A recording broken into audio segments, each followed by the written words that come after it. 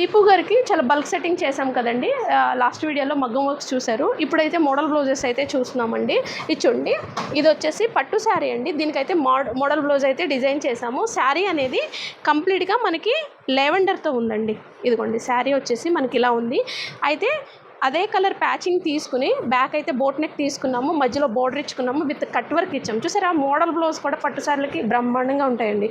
అయితే ఇచ్చండి, హ్యాండ్ వచ్చేసేమో ఇలాగా కట్ వర్క్ అయితే డబల్ కట్ వర్క్ అయితే ఇచ్చుకున్నామండి. చాలా మంచిగా అయితే వచ్చింది. పట్టు శారీకి కూడా మోడల్ బ్లౌజ్ కూడా చాలా మంచిగా అయితే వచ్చింది. అయితే ఇది వచ్చేసేసి సింపుల్ బ్లౌజ్ అండి. ఈ శారీకి వచ్చేసి ఫ్యాన్సీ శారీస్ కూడా చాలా అవసరం ఉంటుంది కదా. ఇది వచ్చేసేమో బ్యాక్ బోట్ నెక్ తీసుకున్నాము, ఫ్రంట్ అయితే ఇలా తీసుకున్నామండి.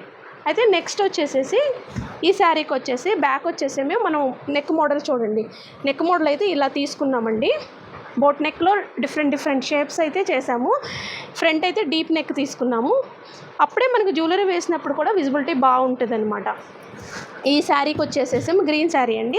ఇది వచ్చేసి జార్జెట్ శారీ. దీనికైతే కట్ వర్క్ అయితే ఇచ్చామండి. బ్యాక్ అయితే కట్ వర్క్ ఇచ్చేసి ఇలా చేసాము.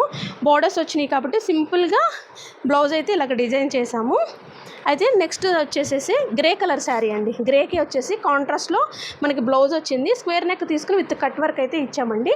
ఈ బ్లౌజ్ అయితే బ్యాక్ బోట్ నెక్ తీసుకుని ట్రయాంగిల్ షేప్లో మనం తీసుకున్నాము.